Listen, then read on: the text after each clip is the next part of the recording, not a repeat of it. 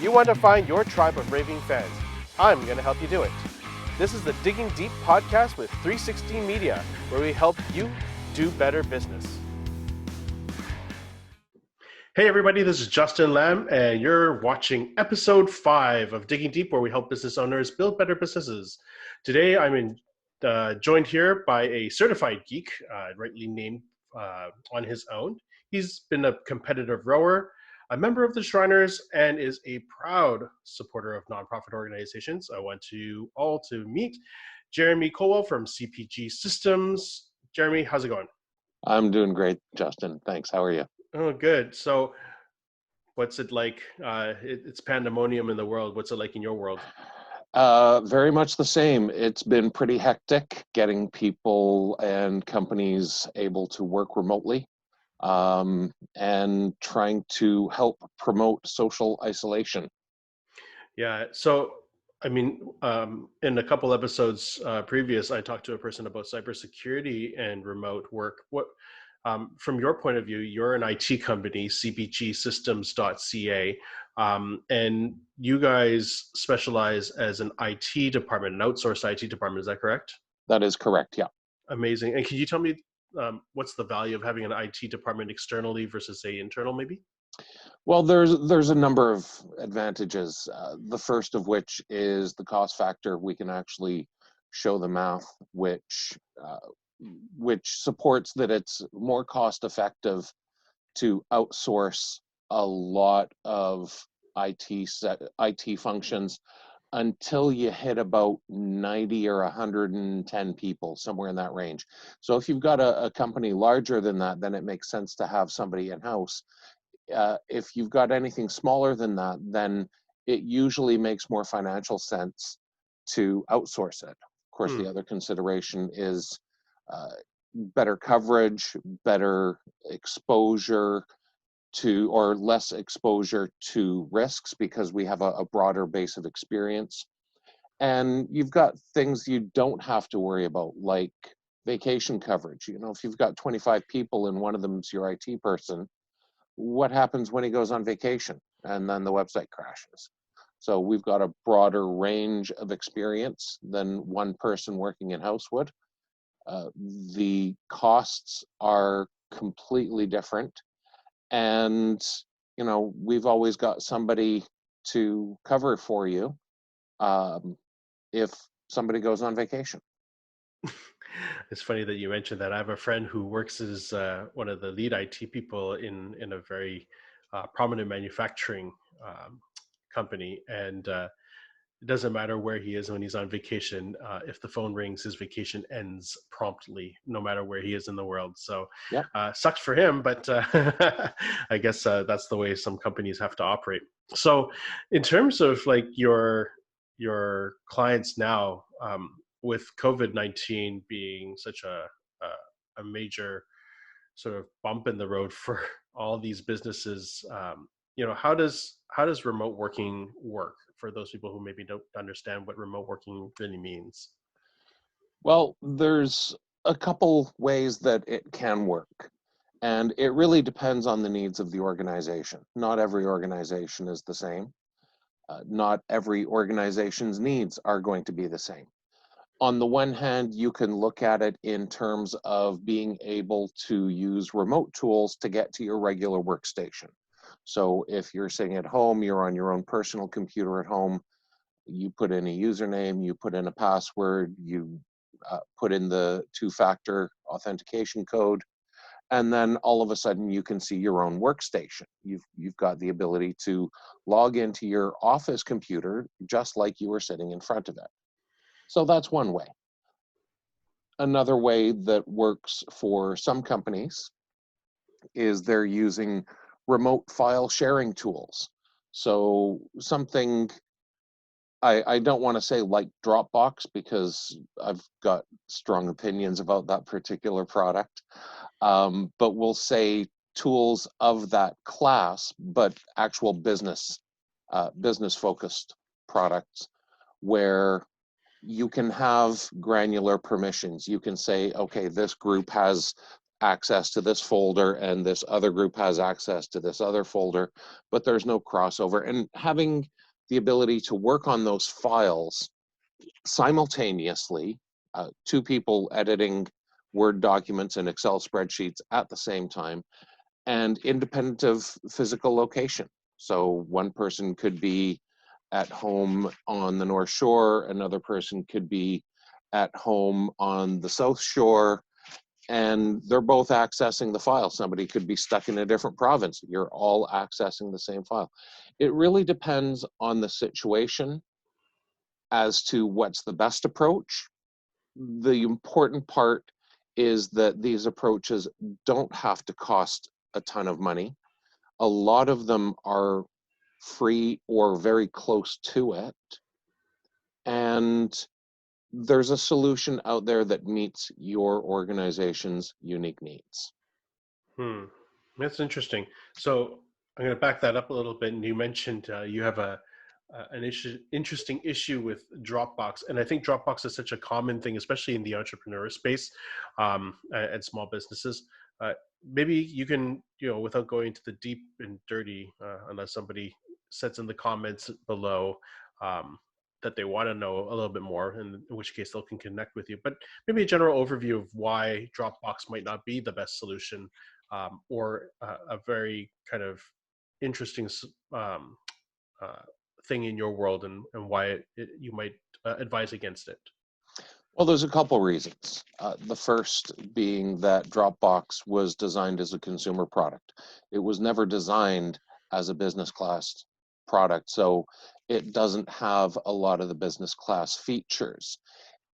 Another problem is that with Dropbox, if you have, say, 50 gigs worth of Dropbox storage, that's not a whole lot in comparison to some of the others that are out there. You can look at Teams, and Teams gives you 1 terabyte per team. So if you've got 5 teams, you've got 5 terabytes of storage. So that's not even apples to oranges. That's kind of like apples to scissors. I mean, it's not even the same class. And of course, then there's the fact that Dropbox takes space on your local computer.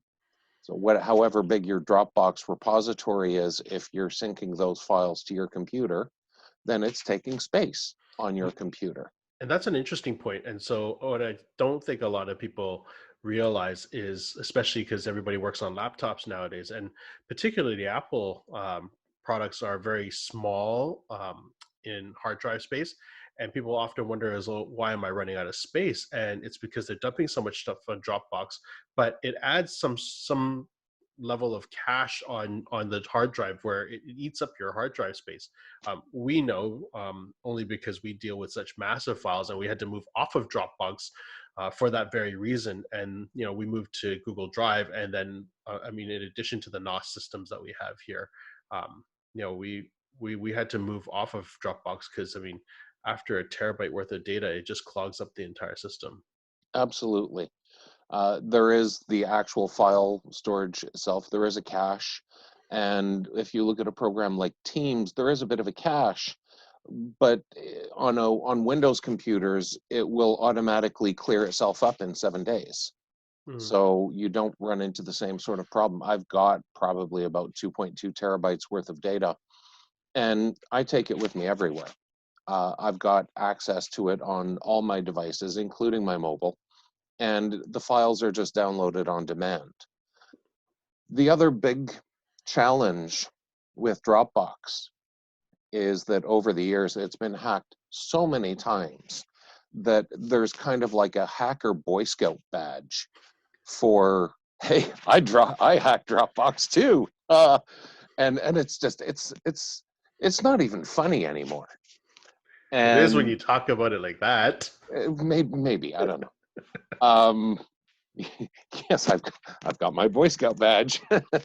The reality is it's such a big target, and like it or not, the common prevalence for people is that they've got one email address and one password that they use in 20 different locations. Hmm. So when the bad guys are going after Dropbox, they don't care about your data. They don't want to know what's in your files. What they're going after is your username and password, because they know that chances are you're using that same username and password someplace else. So if they hack Dropbox, they get into the Dropbox user database. They've got access to a whole bunch of different things that you're doing on the internet. Hmm. Yeah, that's an interesting conundrum. I think from a consumer standpoint, and most entrepreneurs, when they're bootstrapping, they basically go after consumer products.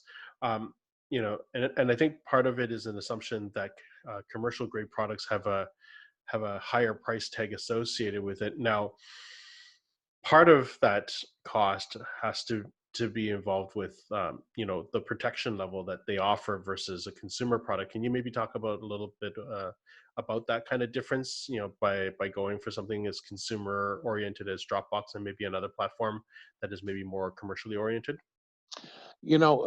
Teams, the one that I mentioned earlier, is a great example of that. And right now, with the COVID-19 outbreak that's happening and the social distancing, Microsoft has actually made that product free. So Teams is now free for the foreseeable future. And one of the big differentiators is two-factor authentication, plain and simple. If you're looking at other applications that do have a little bit more of uh, a commercial focus, is, even if you're looking at the G Suite, it's possible to turn on two-factor authentication. It is. We do that here at the studio. It's annoying some days, but we do it because of the security reasons. And that's why a lot of people choose not to, Hmm. especially if they're in the startup bootstrap stage, is because they're so busy trying to get things done that security comes as an afterthought. If you look at a product like LastPass, the free password manager, LastPass lets you have two-factor authentication. So Hmm. when you're signing into LastPass, you have to have your mobile phone. And for those companies that are maybe a little bit more established or that have more of a security focused mindset, it is possible to enforce passwords and two factors with LastPass or Dashlane or some of the other password products out there. So it's possible, and then you've also got the central management, which makes life nice and easy. So there Yes. there are a lot of options that are out there so that you don't have to compromise. You can still be safe, and realistically, it's not going to cost you a bomb. It's not going to cost you a fortune to get into these things. It's simply a state of mind. Yeah, I could totally understand. I mean, when I was first introduced to LastPass, I enjoyed it, but I didn't realize how critical it would be as we expanded our teams and to remote places where I had to give them access. And using LastPass allows me to change passwords when I need to, but then not be able to not having to affect the ability for the people overseas or in different locations to be able to access that and not having to give up my passwords anywhere because I just don't know if everybody else is well protected or is uh, I guess protective of the data that they have here. Absolutely. So then another question that I have is when working remote, we talked about being able to log into a remote desktop and then of course being able to then file share. I think remote desktops are kind of a trending thing where I think people realize that you could indeed do that and using software like um, let's see what's a good one that's out there that's fairly Team viewer, team viewer. log Yeah, me in. so definitely log me in. So what is the difference between those and something like a VPN where you have another layer um, sort of separating a person getting into their data, like using a VPN system versus just an online Wi-Fi product like LogMeIn or TeamViewer? So with LogMeIn or TeamViewer, then again, you're looking at a subscription-based product, so it's something that you have to pay for. And they can be secured with two-factor authentication, which is always the preference. If you're going to have a weak password, then honestly, you might as well just take a picture of your SIN number and put that up on your Facebook page. Seriously.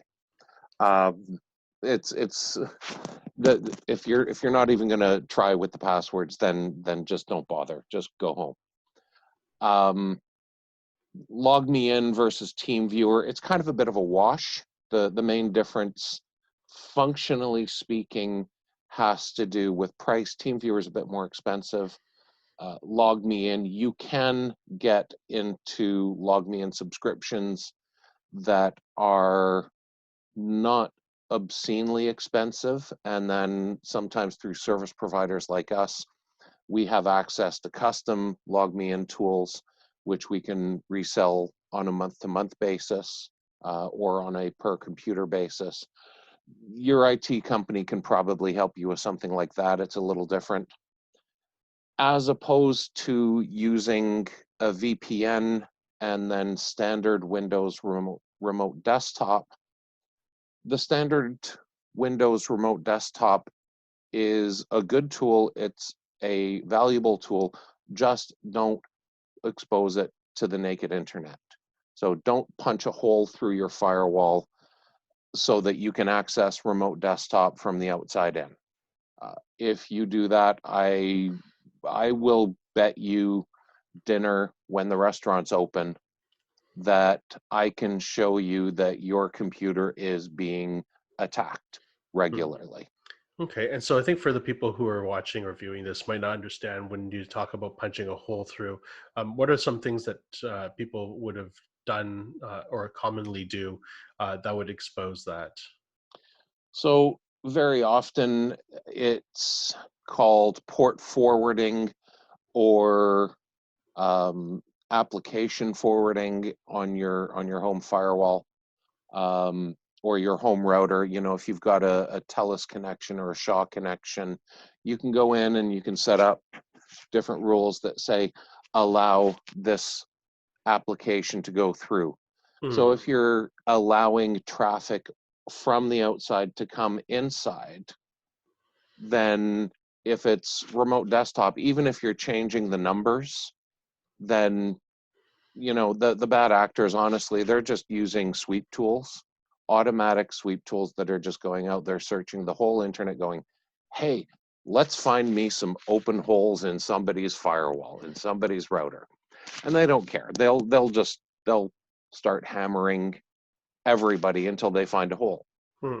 The takeaway is that if you're trying to open up holes in a security device, whether that's a router, whether that's a firewall, if you're trying to open holes from the outside in to allow something through, then that's generally a vulnerability. What you want to do instead is you want to have a way to have a secure connection from the outside to the gateway device itself. Hmm. So I'm going to guess if somebody has questions or doesn't really understand if they're compromised at this point, that they could reach out to you at cpgsystems.ca. Absolutely.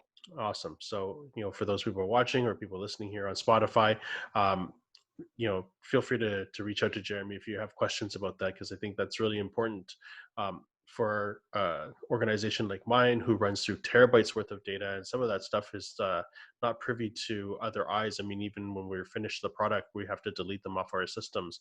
It's imperative that we really try our best to protect it as well as we can. So it is something that I think people need to look into.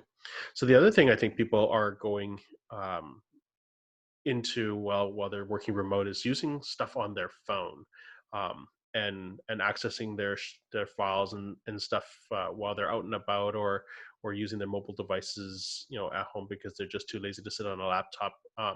What type of security do they need to look out for or have on their phones in order to protect themselves? Well, there's two main things that you can do.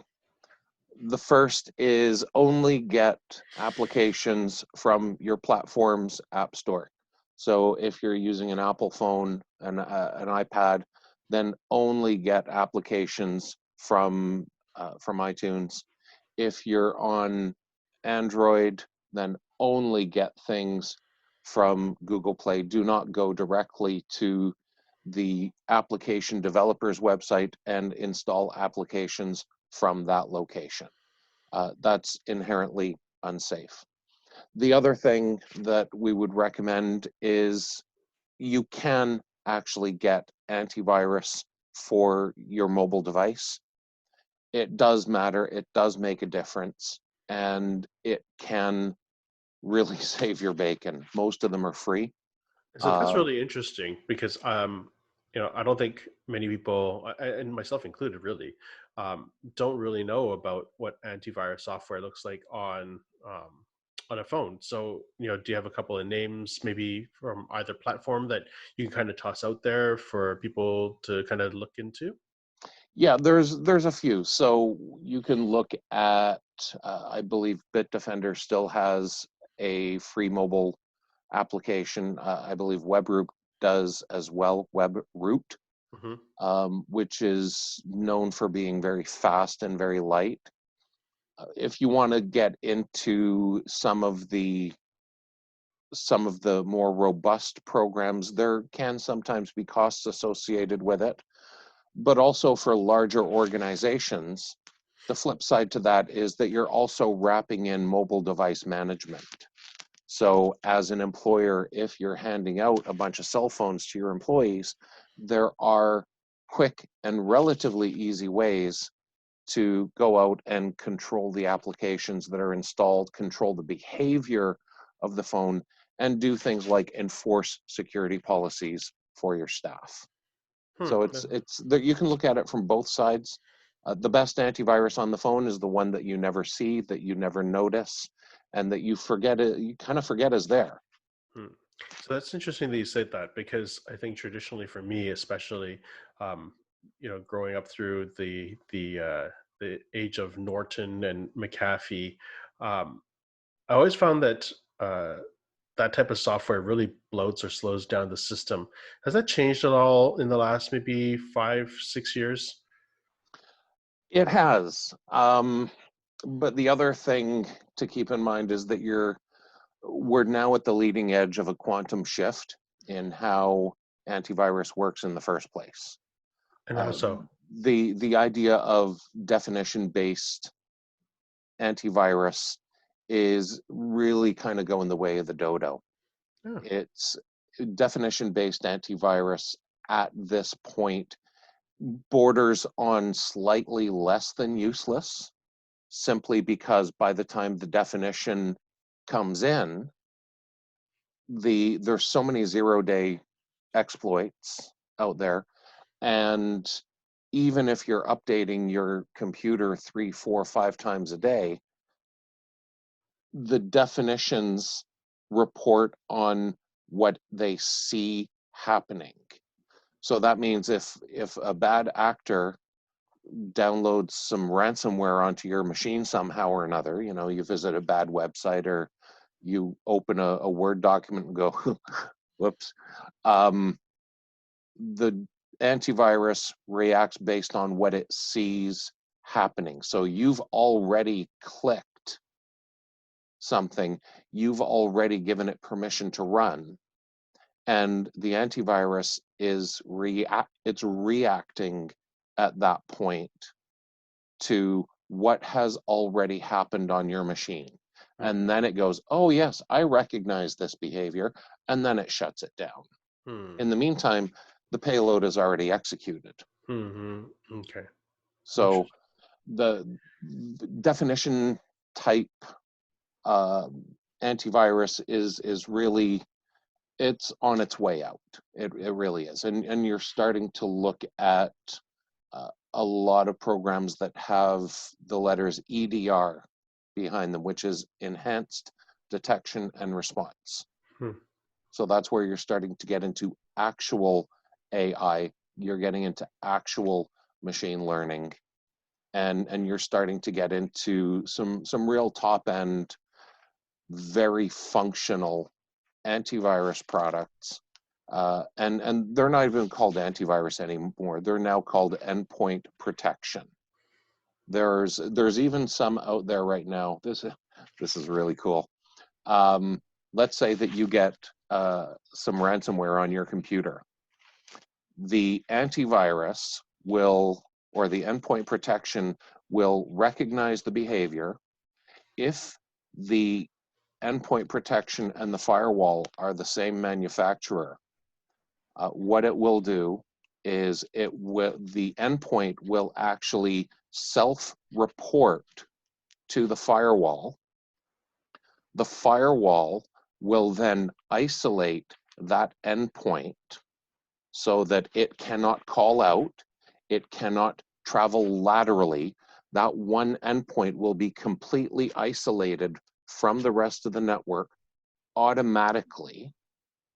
And then the endpoint protection software will roll back the changes made by the ransomware, and then it will clean the infection. It will develop for you an intrusion report to show you exactly what happened, step by step by step by step. These are the things that happened that led to the compromise in the first place. And then it will whitelist itself, and the firewall will go, okay, you can pass traffic again. Oh, that's amazing. It's sort of like vaccines. Yeah. Too bad they Yeah. don't have it for COVID-19. I know. It would make everybody's life so much easier. I know. So then one of the other things that is happening, I guess, is that because people are working remote, I think there's a lot of fear about, like, now the office is using their phone number and the people are using their own personal phone numbers and phone and data plans to kind of manage the work at the office and or their business. For those people who are in that scenario, whether it's an owner talking to staff, or a person who might be a staff member working for a business, an organization, are there ways around it where we can still use phones and not have like 3 or 4 of them in our hands, but still be able to access that and keep our own personal stuff aside from it? Absolutely. There are applications, there's different products out there. Most of them are based around voice over IP, where you can customize the caller ID, you can customize the call display, and of course, I've got to be a little cautious in divulging too much about this, because this is one of the tools that some of the phone scammers will use. Is they'll use platforms like this as well, but they can be used for good. It doesn't always have to be about the scammers and the people from the people claiming to be from CRA. You will be arrested tomorrow unless you press 9. There are tools that you can do, which you can use. Again, they're not stupidly expensive. You can place phone calls from your computer. You can get an extra application which runs on your mobile. I've got my regular dialer on my phone, and then I've also got another program which I use, which is a completely different dialer. And so I can make business calls with my business number off my regular cell phone. Um, and it all ties in to the company phone system. So from an optic perspective, I'm not giving out my cell phone number if I don't want to. I'm not giving out my home phone number. And from a marketing perspective, I'm still promoting the same caller ID, the same call display that I would previously. Interesting. Cool. And so I think one of the other questions that I have now is that um, nonprofits is something that I kind of briefly mentioned that you're a proud supporter of. And they suffer with IT issues, and I think even more so, they have a lot of people who are very transient in and out of their organization. Um, how does, say, CPG systems help those people, and more so in the way that they can help their teams work more efficiently and more remote, and be able to still move the needle in a time like this? Right. So, and that's a very big question. With, I mean, we could do a whole separate discussion on tools that are available for nonprofits. Guess we're just gonna have to do another podcast later, We Jeremy. may have to. We may have to.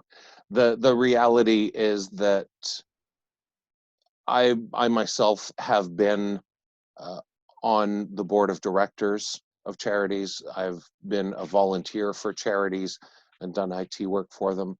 Uh, I've been on governance boards. I've been on working boards. I've been the chair of a board, and so I see it from both sides of the coin.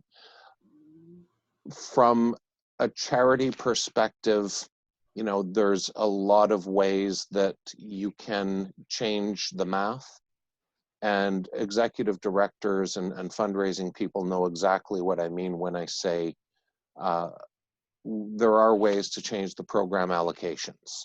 Hmm. Uh, and for charities, that's big. The other thing that we do is that we actively promote for our charity customers taking advantage of programs that are available for charities and nonprofits. Many IT companies are like, no, no, no, you have to use our software. You have to use our brands. You have to use our vendors. And we've done things a little differently where we have certain products that we know are available through charity programs, and we promote those. So you can get best of breed, you can get operational excellence, and you can still get the charity pricing that you really crave. Oh, that's really great. I think a lot of people will be really interested in that. So hopefully, somebody out there listening who is part of an NGO or NPO, um, we will find that a very interesting topic and maybe connect with you about that. Um, Finally, what I really want to try to leave listeners with is a resource. It could be anything either related to your industry or a book or whatever it is. What would be a resource that you would recommend somebody look at or pursue, should they have the time, seeing that they're all locked down at home now, anyways? Well, for charities, of course, we strongly recommend taking a good long cruise through the TechSoup website. Um, there are a lot of there's a lot of educational material buried in the background of TechSoup that a lot of organizations don't see. In terms of general business, the big thing that I would be cautious about right now is if you're looking for something that you want to read up on, then I would start reading up on cybersecurity. Different websites like Krebs, that's Krebs. Krebs on security is a good one. There's the Cybersecurity Alliance is another one. The as much as ransomware has become almost a bit of a catchphrase over the past year or so, 6 months to a year, I think you're really going to see a lot more activity. So business owners need to start thinking differently when it comes to cybersecurity, simply because the bad actors, and when I say bad actor, I don't mean William Shatner. The bad actor is the technical term used in the cybersecurity realm for the bad guys, the hackers, the spammers. The bad actors have realized that they can effectively monetize their efforts, And with that knowledge comes a redoubled determination on their part to get to your data. Hmm. And the number of robots that are out there right now trying to do exactly that is truly frightening. That's really scary stuff. So I'd read up on cybersecurity if you're a small business, small mid-sized business. If you're a charity, I'd look at the resources, the educational stuff on TechSoup. And if you're still trying to scale, of course, the book Scaling Up is still our Bible. Fantastic. Well, thanks so much for taking your time to chat with me today. I'm going to make sure we try to keep it brief because I don't want to bore people talking about geek stuff all the time. But I do want to thank you. And I'm sure if we have the opportunity, we're going to come back to another podcast and maybe dive down the NGO, MPO kind of realm. And if you are an MPO or NGO executive perhaps listening to this podcast, if you have comments or questions and you want to know more, feel free to reach out, follow or comment, and it'll allow us to reach out to Jeremy again for some of his precious time. For the time being, if you guys found value in this podcast and video, please feel free to give us a like, and even better, subscribe, follow us so we can bring you more content. For the time being, thank you very much, Jeremy, and just hold on for a little bit and we'll just connect with you after here. Thanks very much for your time, Justin. Awesome.